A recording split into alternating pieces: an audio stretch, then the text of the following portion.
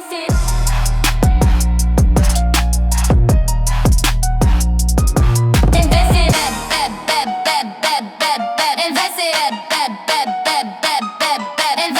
Welcome to another episode of Invested, where we talk about the ever-evolving world of the creator economy and our $17 million Regulation A crowdfund on Start Engine. I'm your host, Isaac Hayes III, and to my far left is Noah Washington, Head of Partnerships and Communications. And joining us this week is a regular on Invested. It's Tamisha Harris, producer extraordinaire, video director. We learned that a couple of weeks ago, didn't know. We can get into that a little bit later. But yeah, she's back. Everybody loves you and says that you need to be on the show every time. Listen, I agree with them. Let the people speak. Okay, cool. So, well, how's everybody doing? We all just saw each other Friday. We did. We were all together for the Fanbase Investor Holiday Dinner. So much fun. So we had during this crowdfund. Well, actually, you know what, Noah? Do the honors. What we normally do. So, sir, first we got to tell the people why we're here. All right. So we're here because at the same time we discuss these amazing topics, we have an open equity crowdfund raise, which gives you the opportunity to invest and have equity in Fanbase. And that raise closes December 17th, right? So you have till December 17th to invest in Fanbase for the minimum of $399 and get yourself 60 shares of stock in Fanbase. The importance of that is you see what's happening. The world is changing. You actually see other companies trying to buy other companies in the last few days. And we're going to talk about that today. But listen, social media has turned into television. I said it a long time ago, but it's here. It's not the utility where you get to hang out with your friends and have all these cool conversations and be real kind of siloed off. It's really where most people consume content. So the platforms that distribute that content moving forward in the future are going to be multi-billion-dollar companies. And so I tell everybody, look, that's what I want Fanbase to be positioned as. That's the goal, to distribute content globally to everyone worldwide. And if you want to own part of the journey that we're all on with 29,000 other investors, go to startengine.com/fanbase and invest right now and get yourself some equity. Now, back to what we were saying. So this Friday, we had the Fanbase Investor Holiday Dinner right here in Atlanta, Georgia at the Fanbase headquarters. For those that don't know, anybody that invested over $10,000 in any of the 4 rounds that Fanbase had were invited to Atlanta to this dinner, holiday dinner that we had, which was really phenomenal and exciting. I was happy to be able to meet some of our super users and most passionate investors. I was also surprised at some people that didn't make the trip because they were on my live when we were at the dinner with a gold check mark. So anybody that invests over that amount gets a gold verification badge too, right? Yep. And certain people get a gold verification badge and get invited to the dinner. I'm like, you have a gold verification badge. You're supposed to be here. And it's like, oh yeah, I couldn't make it. I'm like, but shout out to every diamond level investor that came through. I thought it was very, very touching and very, very impactful because I didn't realize like how far some of these people actually travel. Yeah, we have folks from Virginia, Alaska, San Francisco. Alaska. Yeah. Alaska. We had someone come from Alaska to Atlanta, Georgia to have dinner with us. We had someone come from San Francisco. Yeah. We had New York represent. We had Virginia. We had Mississippi. We had Alabama. We had Chicago. We had Detroit. We had St. Louis. I was like, wow. So it was incredible. And they were all Black people. Yeah. And they were all Black people that came and said, really, I've never really invested in anything. Yeah. Like I've never really, decided to put my money into something. And what it always reminds me is the importance of the responsibility that I have as the founder and CEO to do what I need to do to make sure that this company is successful. I gotta ask you a question, man. What singular emotion went through your head when you saw the crowd of people who showed up? I'm not a crier, but I was definitely emotional. I had a moment because again, it's like, these people trust and believe in you. I was actually telling one of my friends, I don't know how people take money from people and do the wrong thing. Yeah. Like that part, I don't understand. I don't understand that. To me, it's the mission to do my absolute most and best to give a return on the investment to the people that have invested. And I think that brings it brings it all together and makes it crystal clear. Of course, we're always thinking about creators first at the company. So that keeps us in line anyway, right? But the fact that people have invested in there was a room full of all black people. Like, yeah, everybody in that room was black, and they have ownership in a tech startup. And that part is incredible because these companies are so valuable and powerful. And I'm like, this is what it's all about. This is what that moment is about. What struck me, I talked to a few of the investors. What struck me was, when you're investing in something, you look for a return. And of course, you'll have that return. But these people they believed in the mission of Fanbase. They believed in the growth of Fanbase. They feel like it belongs to them. And it does, but they really feel like, oh, this is we get to be a part of something special at the ground level where nobody is. You could feel that it was a feeling of, wow, I'm here and we're on the cusp of something that is going to be monumental. And I got that feeling in the room with the investors and talking to them. I definitely got that too. We had the opportunity to show them the office, the tangible things that they were able to see that their investment went into outside of even the app, and just the wonder on some folks' faces as they were coming in. They saw the podcast space, all the office spaces we work out of. It was really a special moment to see for sure. So one of the things you said is, this was a diamond investor perk, right? Mm-hmm. What would you want to say to the people who are on the fence or on the edge or about to make that dive into that category that haven't yet? We'll do this again. I want to continue to do these dinners just because they're a way to build community and kind of like let everybody know firsthand what's going on, how we're keeping up with the growth of the company. And just continue to, support and be a part of what we're doing. I also, the one thing that I really enjoyed was I was able to tell the story about how we got there, involving everybody. So if those don't know, I brought the entire team up that was here in Atlanta, and actually to see the tree of people that were connected that introduced me to people like Justin and Jewel and Barry, who taught me about tech, and then Drew Jackson, who's been my attorney in entertainment for 20 plus years, who introduced me to Ramiro, who is our CTO, and then Alvin and Ty, who are advisors who I brought on this year, that brought us Micah and Quincy, and so all these things. And AJ is the person that brought Alvin and Ty. So it's a community of people helping. And then the gathering spot brought, me with Justin and Drew and Barry. So, community is what this is all about. It was really amazing to see that, this connected tissue of people that have become part of this great company that we're building. So I have to ask, what would you want to say to anybody who did come that you didn't get to say on Friday? Thank you for believing in me and believing in us. I don't take your investment lightly. This isn't anything that I play around with. I'm here. People joke that I'm actually at the office 7 days a week, which is actually the truth. But we were here yesterday.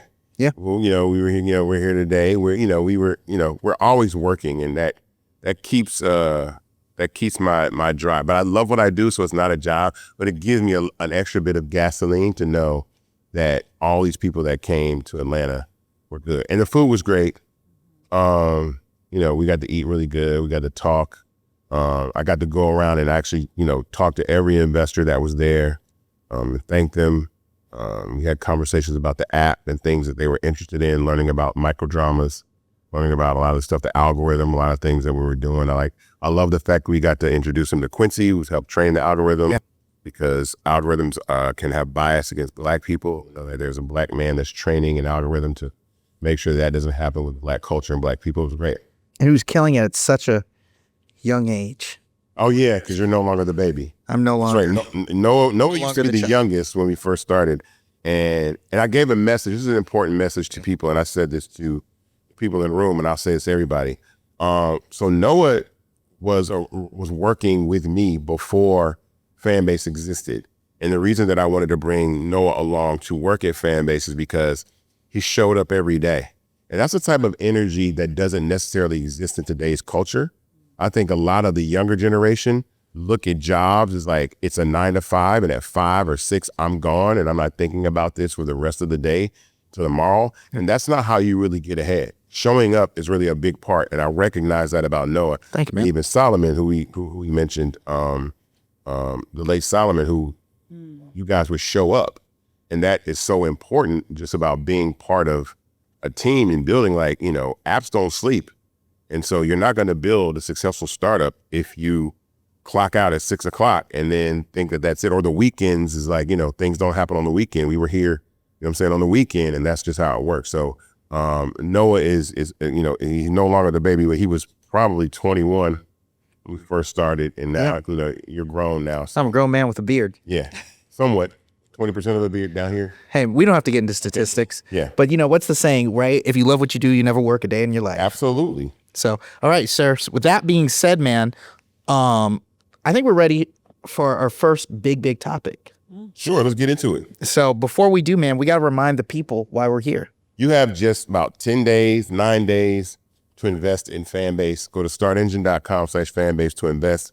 Trust me, you want to be a part of this. You don't want to be sitting around when the micro dramas get rolling and all this other stuff is continuing to scale. This algorithm gets smoking. We're like, dang, I could have invested in that, because it's already 29,000 people that are involved. We're at about $14.4 million raised. We're going to $17 million. So we can, close this round with 3,000 people investing. It should be you really, investing $1,000 or 6,000 people investing $500. It doesn't matter, but we're going to reach our goal, and we want you to be a part of that. So I know you see the holiday, decorations behind me. I've been telling everybody, make, stock a stocking stuffer, invest for your kids. Actually, yesterday, I spoke to some young high school students, and their parents were invested in Fanbase for them, for their kids. That's another thing, to invest for your children and set up the opportunity. So go to startengine.com/fanbase and invest. The minimum is $399, and join this round. So I'm actually excited to talk about this next one. We all are. In an unprecedented move, Netflix has made a bid estimated to between $82.7 and $86 billion to acquire Warner Brothers Discovery, with also a historic loan of $59 billion. How you getting a loan for $59 billion? Oh my goodness. That must be amazing credit. That's all I got to say. Yeah, I'm like, 59, loan me $59 billion. Yeah, you know what we do with $59 billion? Boy. Man, you couldn't tell us Supposed to have nothing. billion. The app will be apping at $59 billion. Likes $59 billion loan. But give the details of. So let me run into it, right? So as we know, Netflix first started as a DVD rental company back in the day, which then transitioned into the modern streaming platform that we see here today. So Netflix is ultimately a technology company that is now in position to own one of the most historic studios in Hollywood. Warner Brothers is not a small business by any means. It's one of the big four studios that they teach you about in film school. This is another example of what happens when traditional entertainment laughs at technology. Every time Hollywood underestimates tech, it often takes the lead. Well, let's dive into what this is, what Warner Brothers is. So Warner Brothers is Warner Brothers Pictures. Yep. It's DC, or the DC universe. Yep. Harry Potter. Yeah, right. Now it's a lot of stuff. Harry Potter, Mortal Kombat. Yeah. Let's see, so many more. I feel like Sinners was part of. I think, they did say that. So this was the part of it. Yep. Wicked was Sinners, Superman, DC Comics. Yeah, Superman. All the biggest four films of the years were all released under Warner Brothers. Weapons. Okay, the horror movie. Yeah. Yeah. It, which is killing it with Welcome to Derry right now. Yeah. Like all the biggest. That's HBO. HBO Max. Then it's the television, and then the television side is TNT, CNN, Discovery, all those together. So it's a big deal to acquire. Yeah, it's a huge deal. An important thing to say is in June of this year, Warner Brothers Discovery announced that they were actually separating into two companies, studio and streaming, and then their linear televisions. Netflix is buying the studio and the streaming company, not the linear televisions, probably because they don't need that model. They don't need it, but yeah, well, that's unfortunate. So, Tamisha, you being in the world of production, what does this mean to you? And then also, you sent me something this morning about here comes Paramount again. Here comes Paramount Here comes again. Paramount Skydance and David Ellison trying to steal the Right. I mean, what this essentially boils down to, it's like if Netflix does get it, it's the tables have officially turned when it comes to tech companies that didn't even exist when these Hollywood giants were at their peak. And now they are positioned, tech company is positioned to own them. And it goes back to what you said, Noah. When you underestimate tech, then you end up on the outside looking in, because people have been wanting to create for a long time. Yeah. But there was this windowing that was happening. It's like, hey, we want to come in, and Hollywood's like, no, you don't get to come in. And they're like, no, we're coming in. And so that's what you have right now. So I have to ask both of you, how did we get here? How did we get to the point where Netflix could make an $80 billion offer to buy one of the biggest studios and companies in the world? Data. Well, They have They have information. They have information on their users. They have this. Isn't Netflix? I think they have more subscribers globally than any other distribution company in the States. I don't believe that. I would believe that. So it's like data is the driver. When you have the information, you have the people. They have the platform. So they're winning. I always said this in the beginning, and this was one of the early conversations when I was hired by Mr. Hayes that we had. I always saw Netflix not really as a distributor, but as a real estate company. Because back in the day, they were just buying up all sorts of IP, different content from whoever they could. And they won just by simply having the most, whether it was good or bad. And that's how I believe Tubi is in the position right now. They just have the most of whatever people want to see. So my response to this is arrogance. This is how we got here. We got here because of arrogance, right?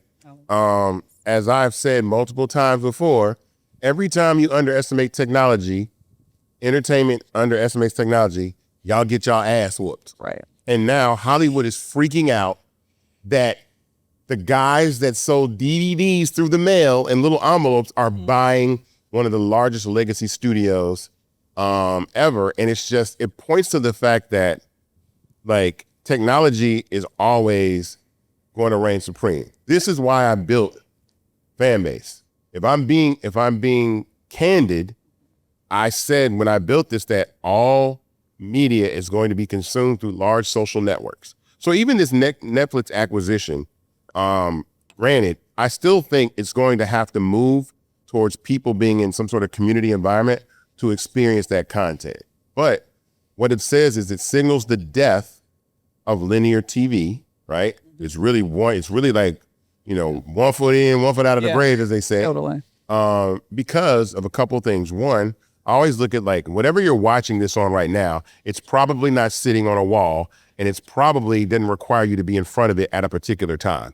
And those are the two biggest things that television created to human beings, that you had to be at a certain place at a certain time to watch it, right?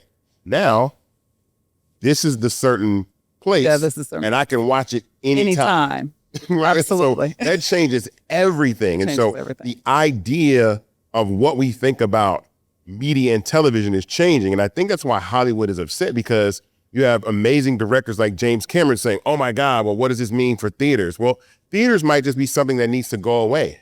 They become Blockbuster. Right. Like, remember Blockbuster back in the day? Like, Hollywood has driven themselves into becoming the Blockbuster. You're no longer. Well, I don't think that's what's actually going to happen. I think there's going to be more value put in real life experiences more so than ever before. I don't think movie theaters are just going to disappear like Blockbuster did. No, I'm not saying that. What I'm saying is that I was thinking about this earlier. Yeah. I was like, when Avengers Doomsday comes out, I would love to go to see that at like the Fox Theater.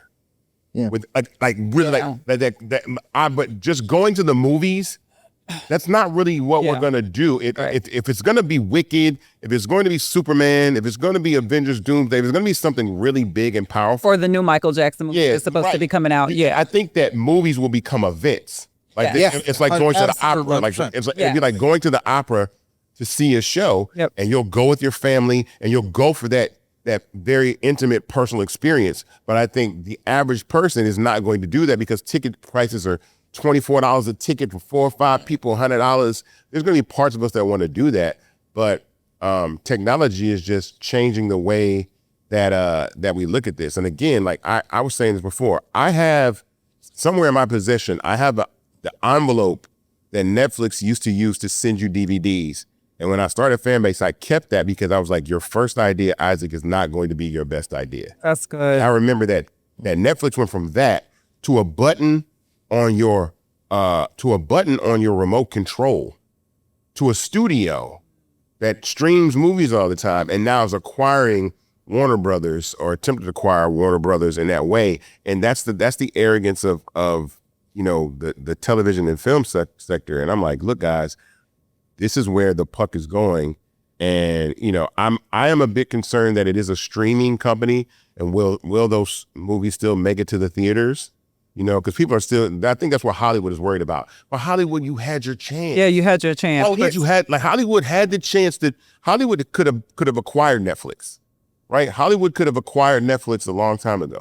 Heck, Blockbuster could have acquired Netflix. I don't understand why people always underestimate technology and don't think it's going to come and whoop your ass. Yeah. Well, this is one of the things I was reading is that right now, the slate of films that are set to premiere in theaters are still gonna premiere in theaters. This deal is actually supposed to close like August of 2026, they're saying. And Warner Brothers plans their slate. Now, my question I don't believe that's gonna happen at all. No. do you think government interference is gonna happen? Absolutely. Oh, for sure. 100%. Number one, Go into it. first and foremost, well, Tamisha, I'll let you tell about the hostile takeover. So go ahead. Yeah. I mean, so Paramount is saying, they thought they were the darling, obviously, of this deal. And so they're saying, no, we're going straight to the shareholders, essentially.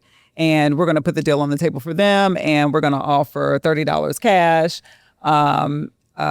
for the shareholders. And listen, their whole thing is, this was supposed to be ours. This was supposed to be ours with no problem.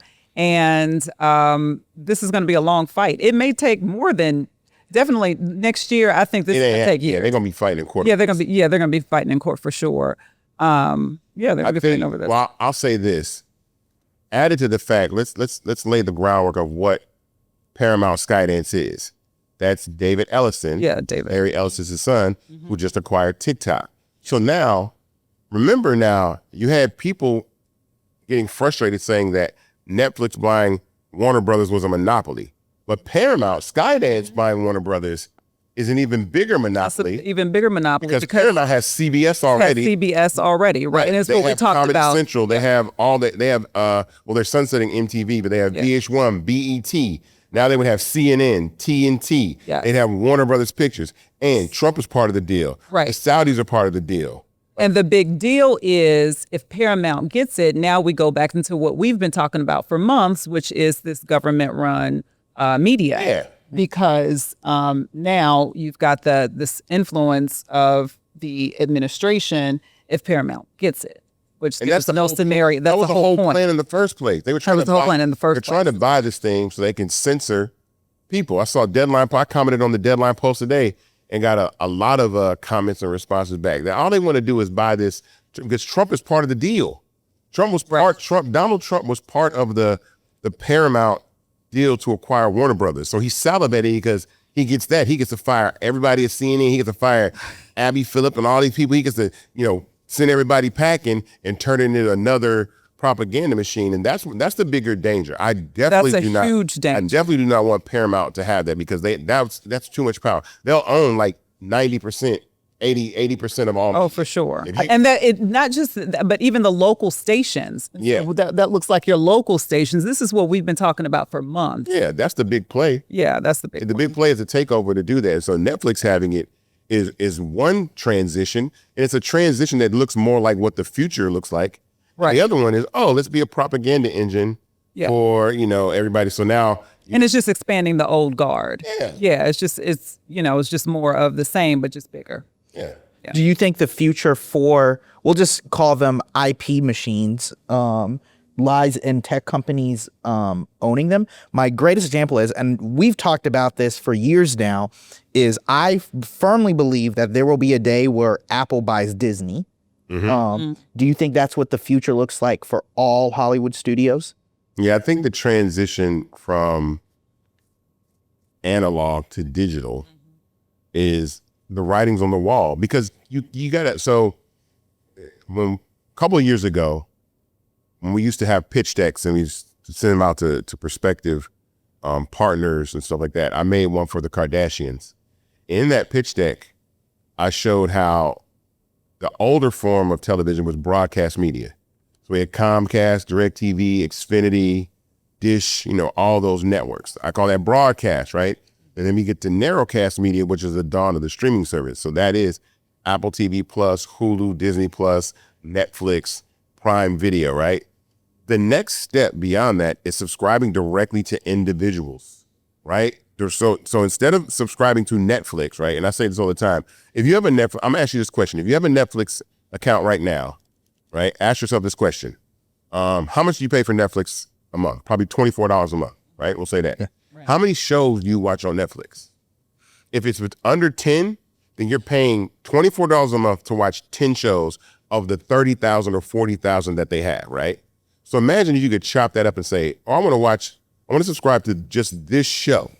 I want to just subscribe to Squid Games for $2.99 a month or $1.99 a month. Or I want to subscribe to Dave Chappelle for $1.99 a month or $2.99 a month or $4.99 a month. Or I want to subscribe to the Lakers or whatever.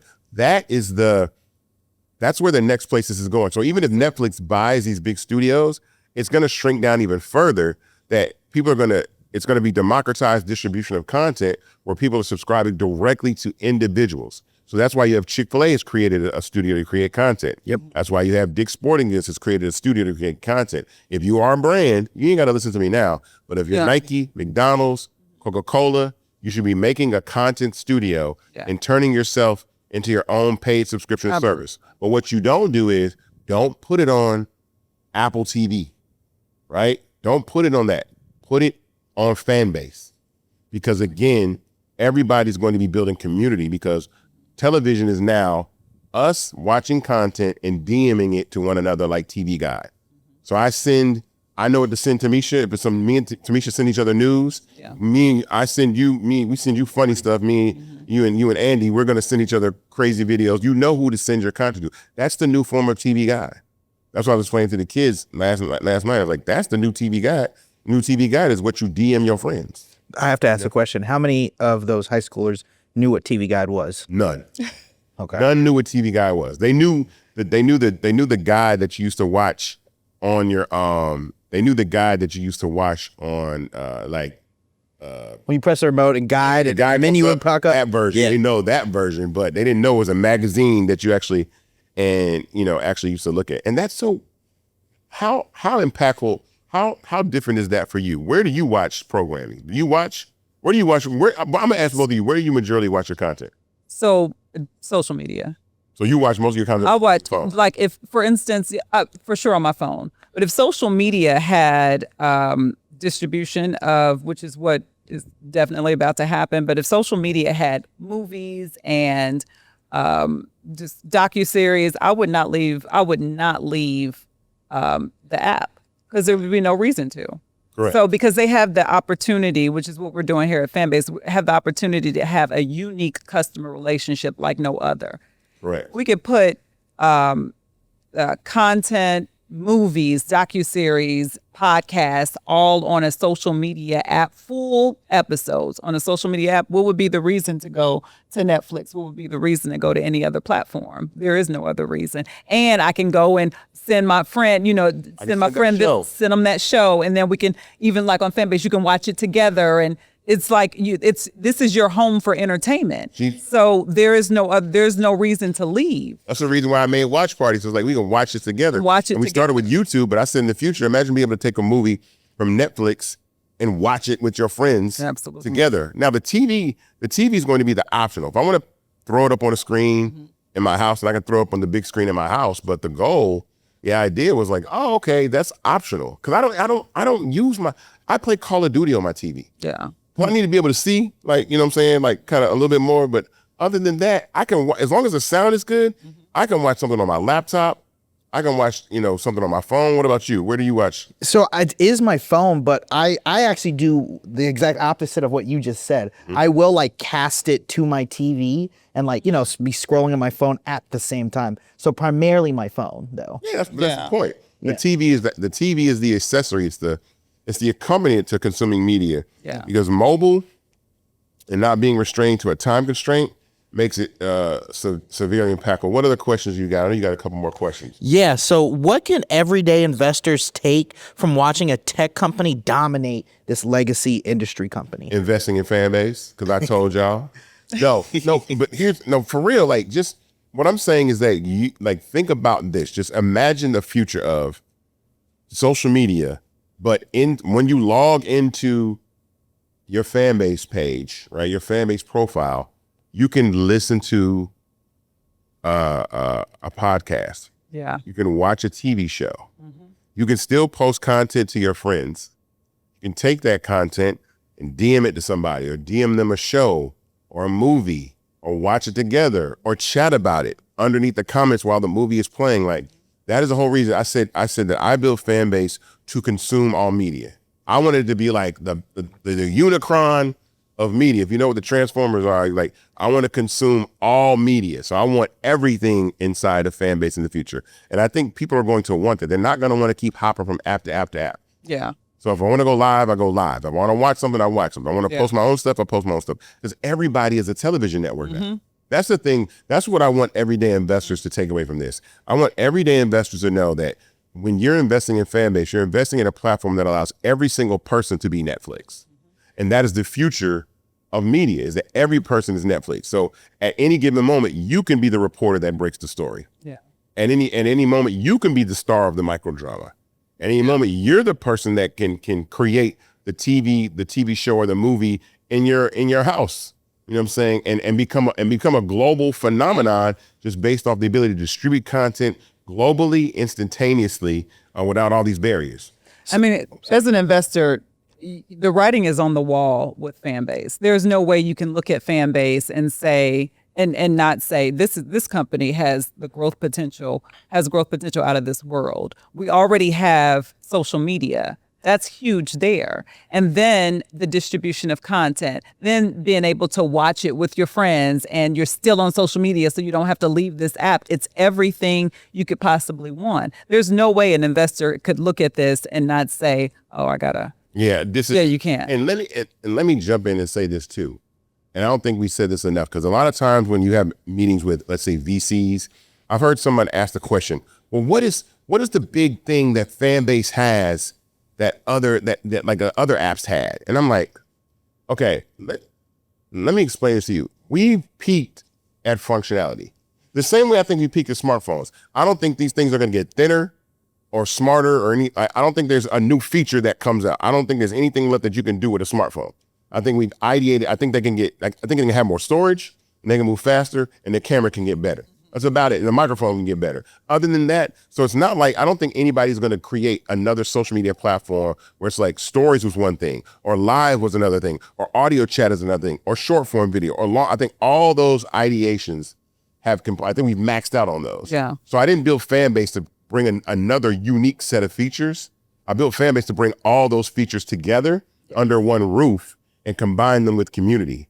And that's what it does. It's setting the stage for a world of media and content, audio content, visual content, together in one place. So that's where we're gonna watch news. That's where it's everything all in one place.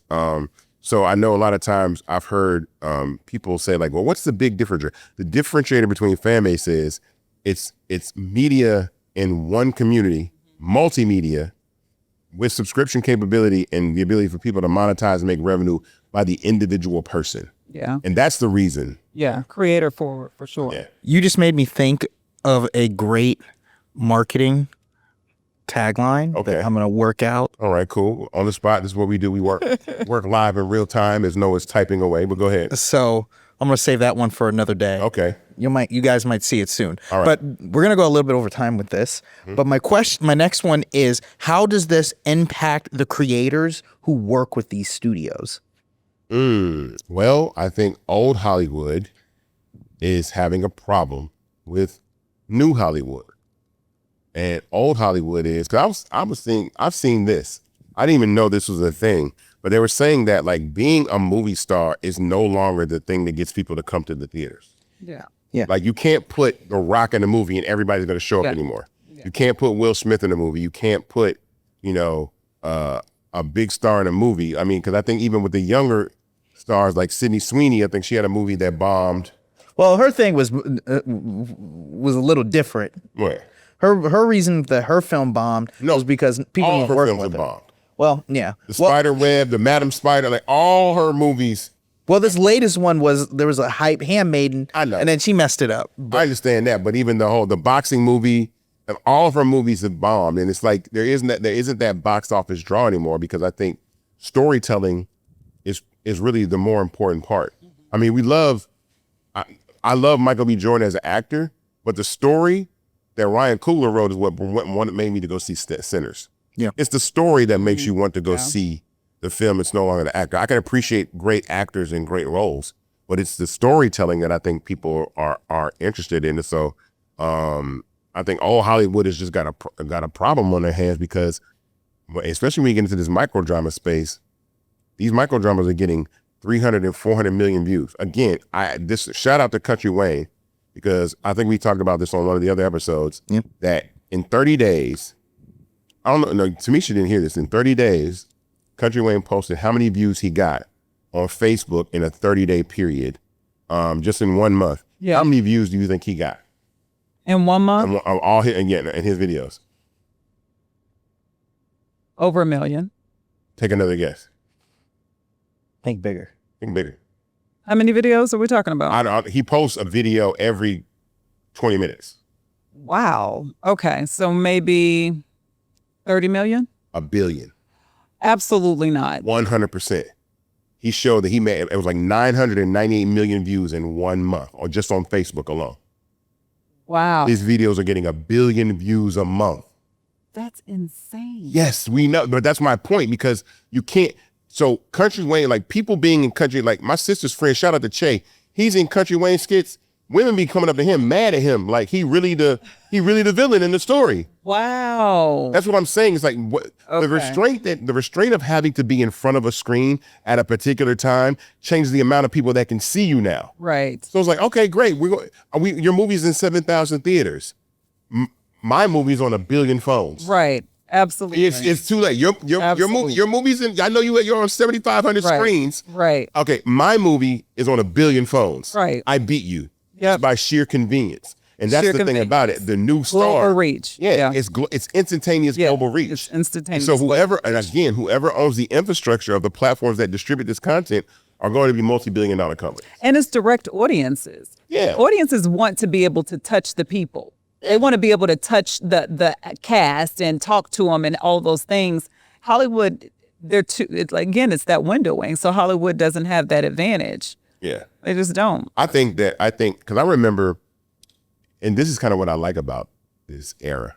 I remember at a time that TV was like, ooh, and doing movies was like, oh. Oh, yeah. Absolutely. Oh, yeah, that's right. That's right. And then when we got into the era of Friends and we got into Seinfeld, they were making more on TV. Yeah. They were. It was better to be a TV star than a movie star. Yeah. Because it's the amount of time. Like your movie comes out once a year for a particular amount of time. Mm-hmm. Now you got 24 episodes of television. Yeah, a lot more competition. And it's a lot more. It's a lot more ability to make money. So it's like, so now Angela Bassett was making $500,000 an episode on 911. I think she's still making $500,000 an episode on 911. You know what I'm saying? Like when you're making $1 million an episode, like people are making so much money on these shows. So again, it's the atomization of the distribution is the biggest thing. The distribution is the biggest. It's the movie that comes out once a week. You know what I'm saying? Or the television show that comes out once a day or episodic. You know what I'm saying? or that comes out once a minute. I was going to say once a minute. Yeah. Like you can't, they can't move fast. Hollywood cannot move fast enough. There's no way they can compete. It can't. It's getting easier to edit, Right. easier to shoot. You can shoot on iPhones. You can edit. Like I said, the thing about Country Wayne, I talk about this. Country Wayne is using an iPhone. That's crazy. They don't have boom mics. Right. He's using the mic on the phone. Right. Wow. It's a guy just moving the camera around. It ain't no writer's room. Yeah. Ain't no editor. Yeah. Ain't no color correction. Yeah. It's just posted. Yeah. Because the battle is for if you break things down into the simplest form, it's just attention. Where can I get your eyeballs? Can I get you looking at people pop pimples? Mm-hmm. For like, as if I can get you watching someone pop pimples for 1 hour, right? And they're shooting that on their phone, and you spend $25 million. Remember, I said Loki was like $25 million an episode, and that's an hour. It doesn't matter anymore. It's the attention economy. Right. So now I think people are upset because it was a controlled environment where you could only watch things on a TV or at the movies. And now you can watch it on your phone. So now it's the attention economy. Once video got added to social media, it's over with. That's why it's so important for people to now invest in themselves, invest in your projects, bring them to Fanbase, but invest in your projects and just know that the best marketer wins. Anybody can market. You put your money into marketing, then you have a show.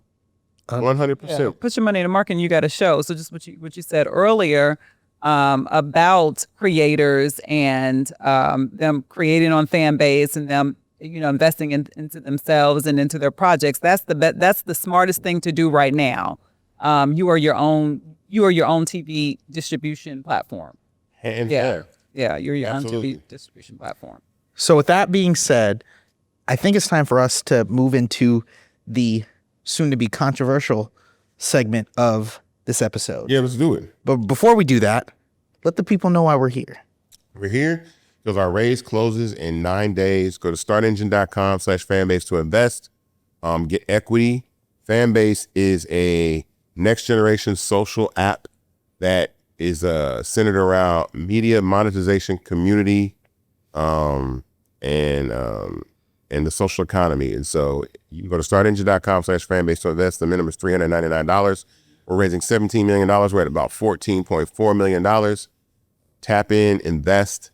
We'd love to have you be a part of what we're doing. And I think I'm doing the Breakfast Club this week. Oh, fun. Go Charlamagne. And so once we do a Breakfast Club, sometimes we do Breakfast Club, the raise go viral and then it'd be over with. So I'm going to let you introduce this one. Oh, God. Okay. So The Reckoning, Sean Combs' The Reckoning debuted on Netflix this week, which was a 4-part docuseries about the life of Sean Diddy Combs. It was a bit of a biography in sorts because it definitely detailed his life. Yes. But it also detailed the darker side of him as a human being. The movie was, the documentary was executive produced by 50 Cent. I can't remember the name of the director, her name, but I will say that it was a really good, it was very well edited, very well Very shot. good storytelling. Story was telling. Yeah. And then one of the bigger pieces or the through line to this documentary is some footage that Diddy was recording of himself before he got arrested. Yeah. Right? About between 10 and 6 days before he got arrested, he had a videographer following him around, capturing everything, filming everything at all times. Yeah. And so Netflix, from what I understand, is that Netflix was already doing a documentary about Diddy. This is what I'll tell you. I don't know. This is allegedly what I will say. Okay. Netflix was already doing a documentary about Diddy. And they had that footage, right? 50 Cent was doing a deal with Netflix already too. And so once he did his deal, they said, this is the first thing we want you to do is this Diddy documentary. Oh. So I think for those that think that 50 Cent sought out to do a documentary on Diddy to tear him down, no, I think it was part of his Netflix deal. He did a deal to produce content for Netflix. And this is the first production, the first executive production they put under his purview to do.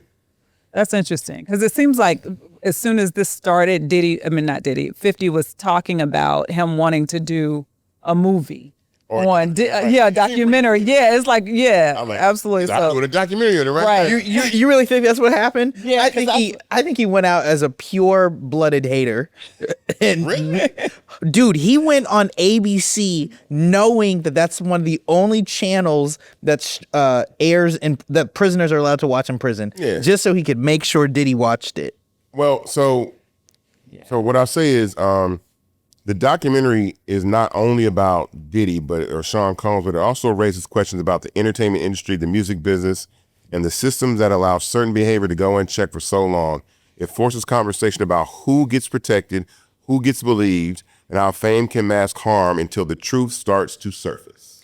The phrase that comes to my mind is the democratization of the dollar, right?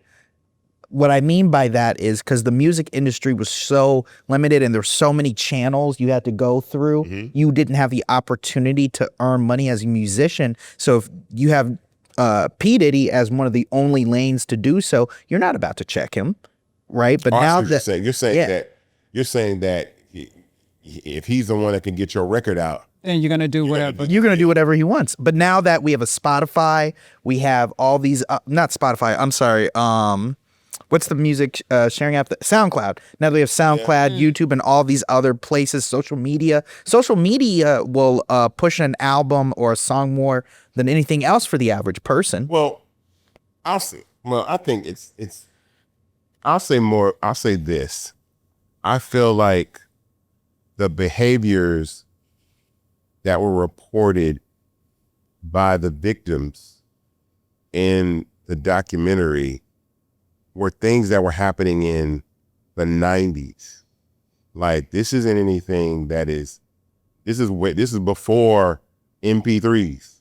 You know what I'm saying? Yeah. I think, and I think it's part of the same system that Hollywood lives in, where power goes unchecked and men go unchecked with their behavior in the way that they deal with women. And it's also a story of just about, and I'll go into my personal thoughts of what I thought about it, because I hadn't watched it, right?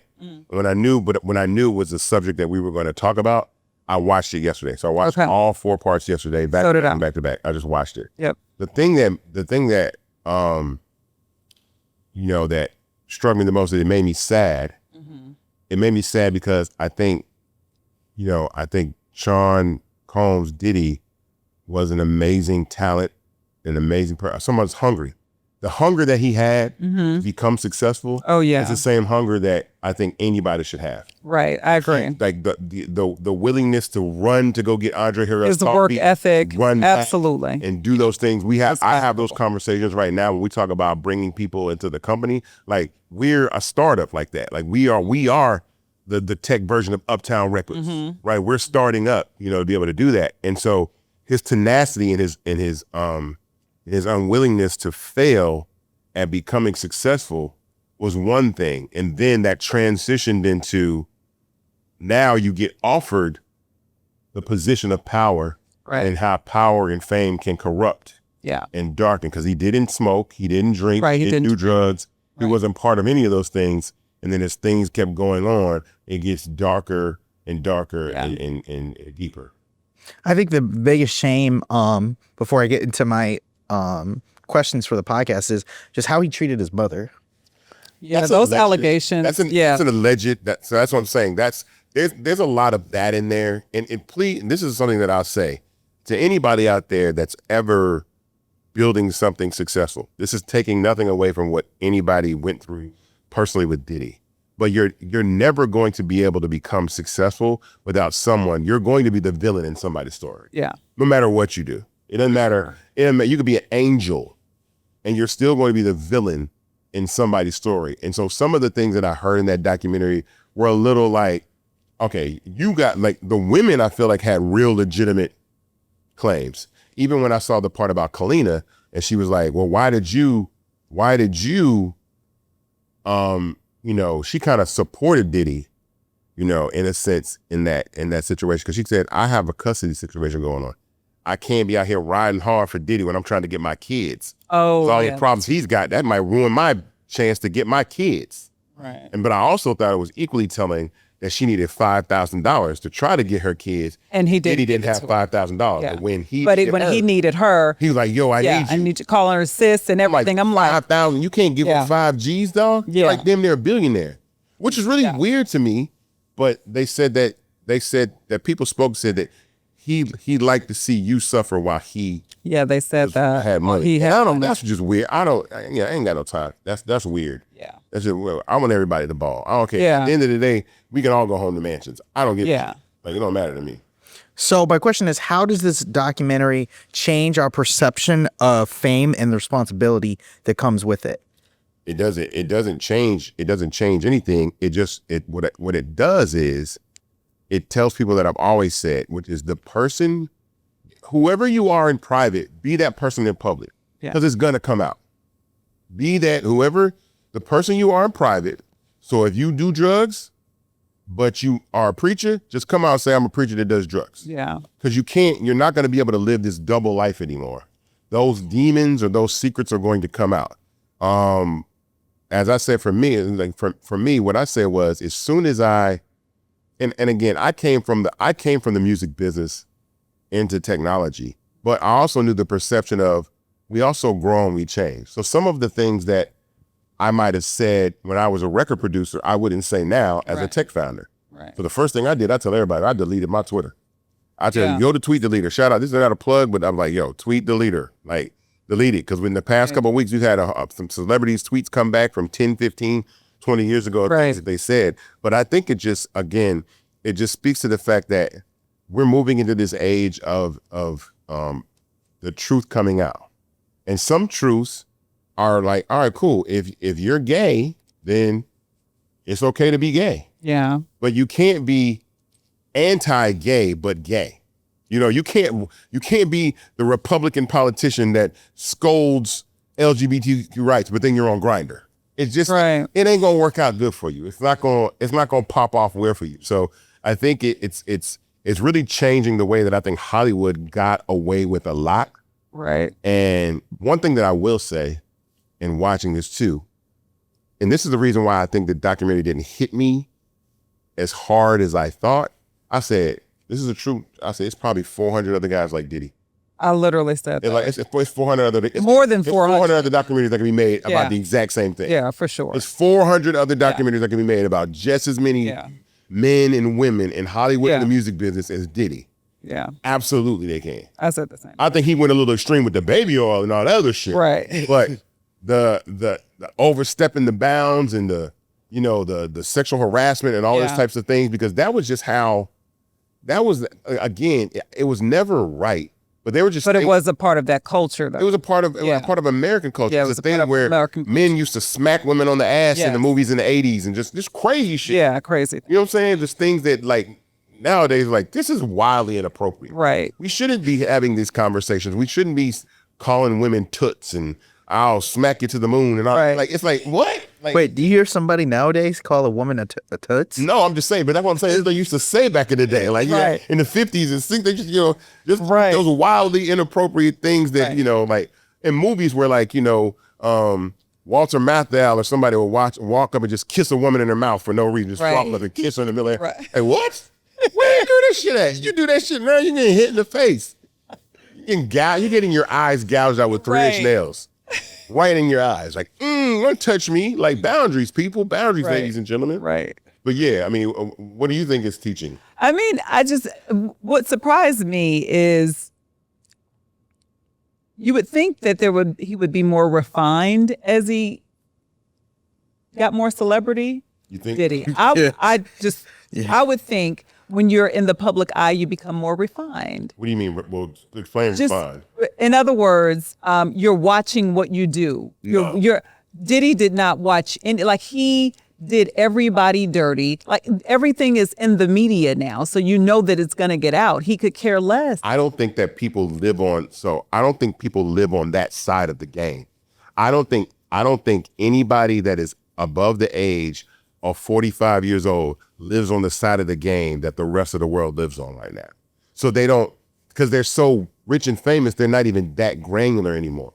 They don't understand that like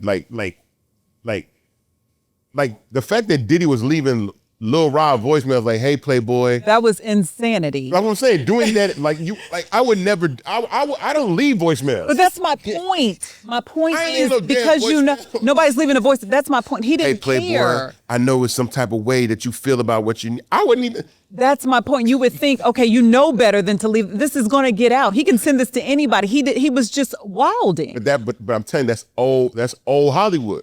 Old Hollywood is still sending emails and voicemails that you could screenshot and send. Exactly. Yeah, I'm like, what a fumble. How do you not know this is not going to get out? We're going to hear you crying on this man's voicemail.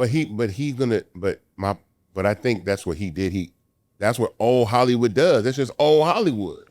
That's not old enough. No, that's like this is like this. I mean, it was a minute ago, but it's like Diddy, come on, like all them celebrities are doing stuff like that. You don't think that people are sending threatening voicemails and text? That's what I'm saying. There's a whole bunch more that they can make 400 Diddy. No, that's true. They absolutely could. With people who on podcasts right now, people who are famous people right now. Right like, now. What you do? What? Right. You did what? The who? The what? Like, yo, I mean, you gotta. I just say, look, man, you gotta. That's why I don't have no vices. I'm glad I got a good bit of DNA from my dad. He didn't smoke. He didn't drink. He didn't do drugs. I'm not out here going stripper crazy. Right. You know what I'm saying? I'm not. I've never hit a woman in my life. You know what I'm saying? I'm very good, Isaac. See, it's crazy that we have to live in a world where a woman has to say, "Wow, you don't hit women? That's good. That lets you know we tripping out here." Like, you should never no, I don't. That's what I'm saying. I don't. No, you're a cool dude, actually. Yeah, but that's because my dad was cool. Yeah, you pretty. I'm like, you know what? Isaac ain't bad. Yeah, I'm chilling. And I also gave myself. Man, I tell people this: give yourself grace to grow. Yes. You don't know. You might want to be president of the United States one day. You might want to be whatever one day. And so you can't be having videos out here, you doing all this crazy stuff, unless you're a white man like Donald Trump who can get away with whatever you want. But if you black like us, get your ass in line. You think those videos I directed are going to come back and haunt me? No, wait. Explain what videos they are first. Hold on. People like, what video? What video did you direct? Because Noah took his glasses off for this one. No, you didn't know. I used to I directed music videos. I directed a lot of Gucci Man's videos. She used to direct a lot of Gucci Man's videos. Right. Gucci video. like pre-rehab Gucci. Pre-rehab Gucci videos. Right. When Tamisha said that, I was like, oh, Tamisha was outside. I was super outside. Oh my God. Yeah, I directed a lot. You give yourself grace to grow. Yeah, you have to. Yeah, you absolutely have to. And then you have to watch, even right now, you still have to watch what you. I don't let. Well, now it's out because I've said it a couple of times. But there was a long time where I never said that I directed music videos because they were on BET Uncut. So it made me like Tamisha more. I was like, oh, you got a little edge to you, Tamisha. Okay, if you hang out with Gucci and them, how many Gucci Mane videos did you direct? I think like 5 or 6. Yeah. Oh yeah. Yeah, like 5. Oh yeah. Yeah. We're gonna have to one day. We got to sit and watch these videos. Yeah. And you have to give your commentary because I know there's. It was good commentary. I know there's crazy stories out there. That's a watch party. That's event. a watch party. That's true. In fact, that is a watch party that we need to do. It really is. We need to get on Fanbase. No, these are some of his people. This is his fans' favorite video. These are their favorite videos. I always hear that. YouTube took it down so many times because they were just it was insane, those videos. Oh, I can't wait. But yeah, it was. Oh no, we're gonna have a watch party. I have questions. We're gonna have a watch party with Tamisha Harris and her Gucci Mane catalog, and y'all can talk to her about like what was going on. I know there's crazy stories. Oh man, it was insane. It was a fun time. Yeah, you got to be careful. You know what? I'll save it to after the show. What? Ask it. I just want to know, like, what was I know you as news producer. Yeah. Tamisha, are those transferable skill sets? No, they're suppressible skill sets. You better suppress to be able to do. No, it was. Listen, you need to be able to cast. You need to be able to go into any situation. I can go into any situation. I can go into any situation and be just fine. Tamisha knows how to spot talent, one way or another. I know how to spot talent. Learn. Here's a teleprompter. Tamisha Harris knows how to spot talent. I can spot talent. Yeah. And I can give some instructions to help. Oh, shit. I can. Wait, what? Wow. Yo, yeah. Okay, next question. Yeah, go ahead. You know, Question. let's. I'm sorry, my mind is. That is so funny. You know what? Next question. I bet. I wonder if Andy knew this. Before Andy, did you know she directed like 6 Gucci Man videos? Andy's on Oh, it. Andy knew. Oh, Andy knew. Andy's Okay. on it. Amy knew. All right. Before it's time to move on to our next subject. But before we do, Mr. Hayes, tell the people why we're here.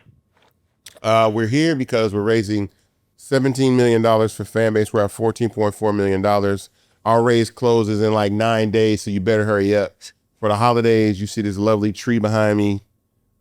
Christmas is right around the corner. We shouldn't be shopping with these major retailers, but we should be giving the gift of investment to the ones that we love. And Fanbase is the perfect way to do that in the holiday season.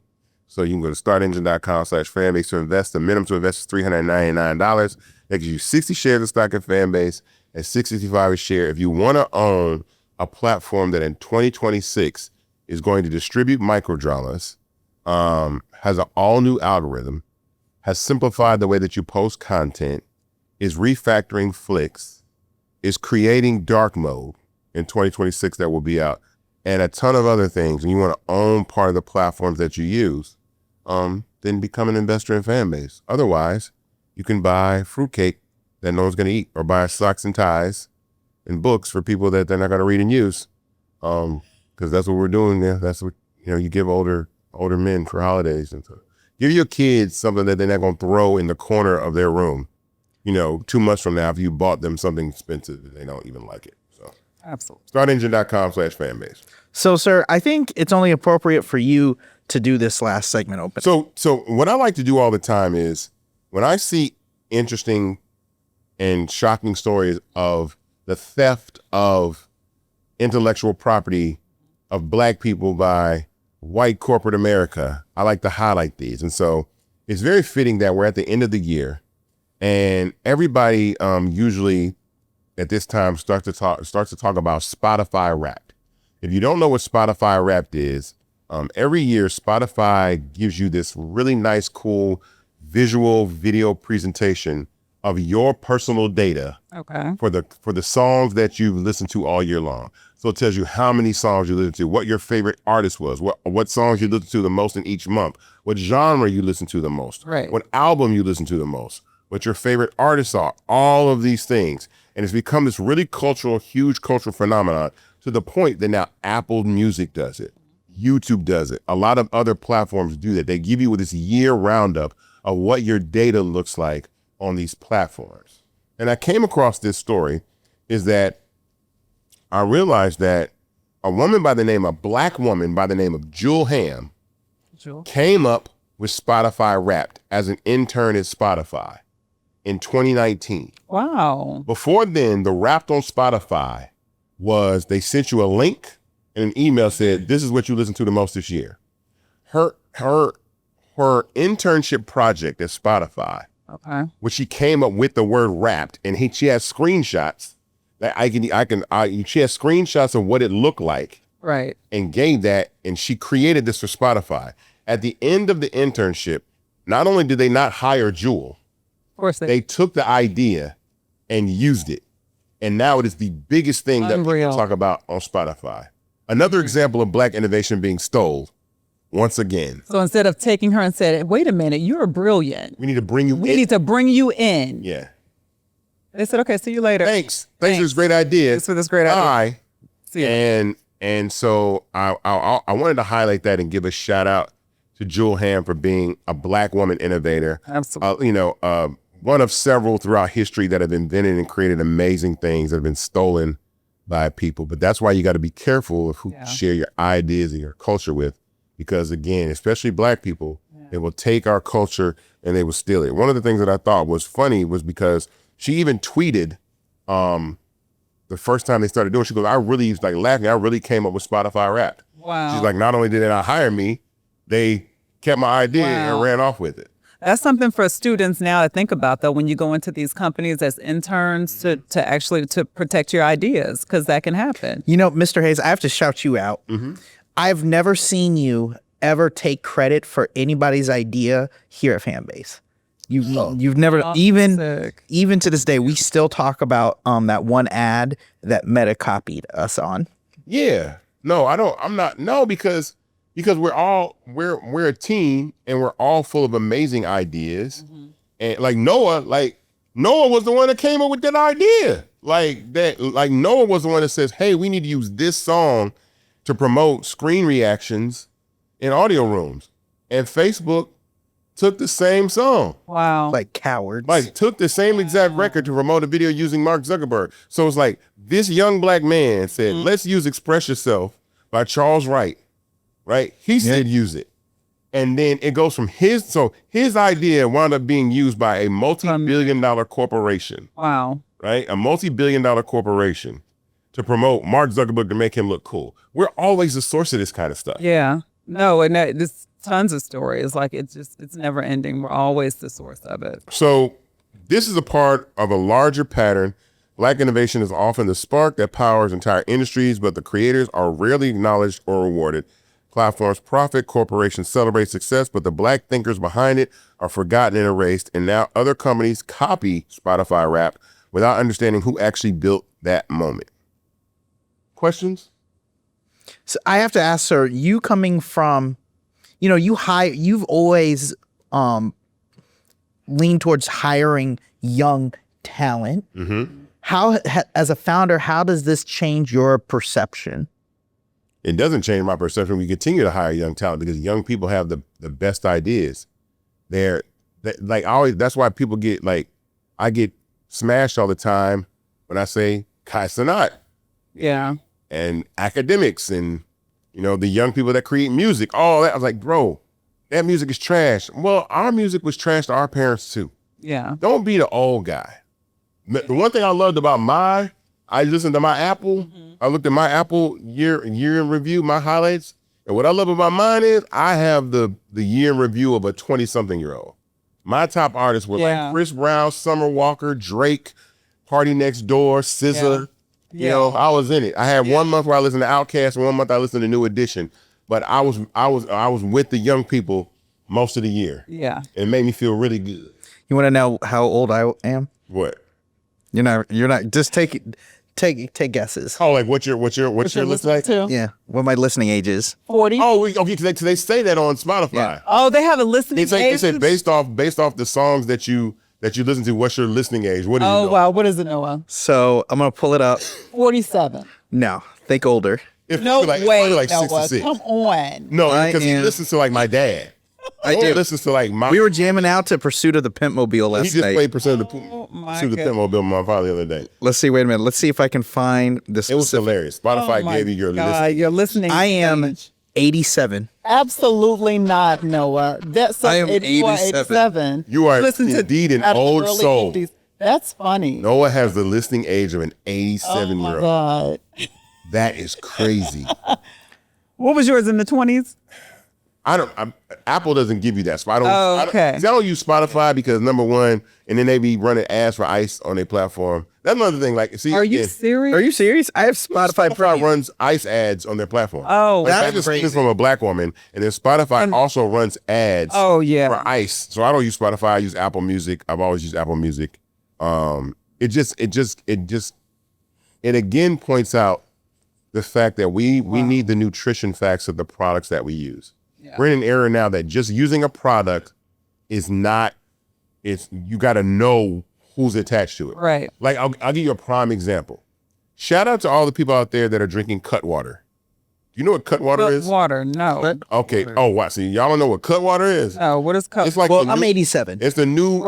It's the new like St. Ides. the new 40. The new Mad Dog 2020. Really? Cut water. It's called Cutwater, and they got flavors like Incredible Hulk, like in a can, like it's canned alcohol, right? Yeah, I just see like lime margarita. Lime margarita. Read the I've not flavors. seen that. I haven't seen it at all. Yeah. Ignore my tab. Cutwater, right? But that's owned by Anheuser-Busch. Just to let you know. It's not an independent company, so know that your dollars are going to Anheuser-Busch. That's unfortunate. And so, 'cause black people are blowing Cutwater out. Oh, wow. What? Y'all about to make Cutwater, Anheuser-Busch, so much money.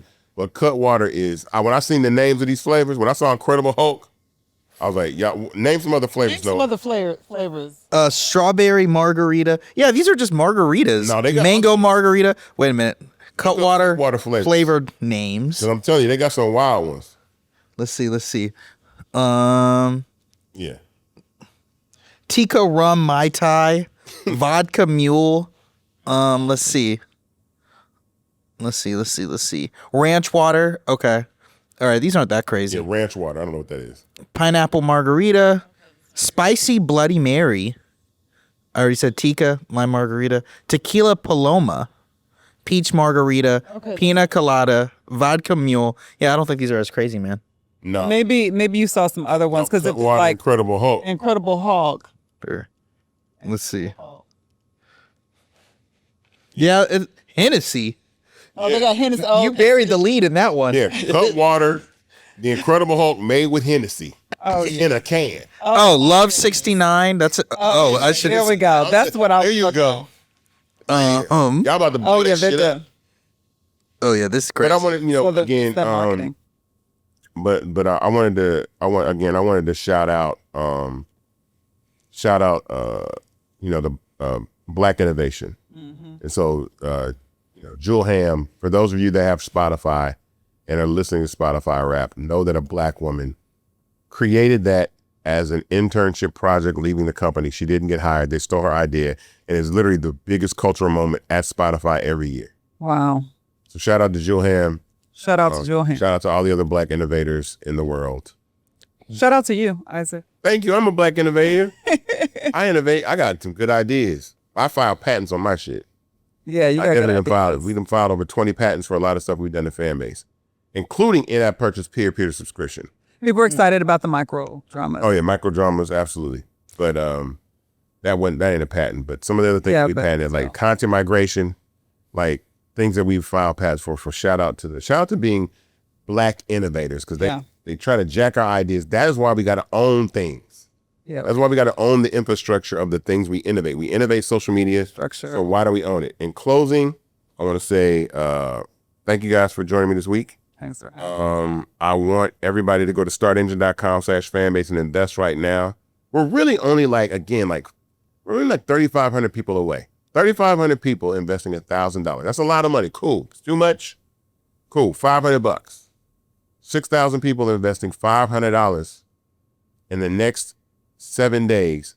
Closes are around. You will own part of Fanbase.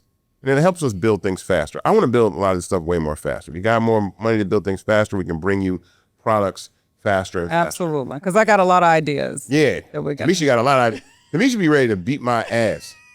She said that. She goes, Isaac, I'm going to hurt you. Yes, absolutely. And listen, I'm like, I be trying to explain. I'm like, well, we need an algorithm. We need an algorithm to algorithm, Tamisha. Listen. It costs money to get the algorithm. The people want content, the creators, the producers, the directors. 100%. I am fighting for you guys. Trust me. And I'm fighting for you to invest. Yes. So go to startengine.com/fanbase to invest. This is a Black founded, Black owned, but not Black only. Yes. Tech startup right here out of Atlanta, Georgia. Never heard anything like that. History being made every day. Yeah. Go to startengine.com/fanbase to invest. And we will see you next week on another episode of Invested.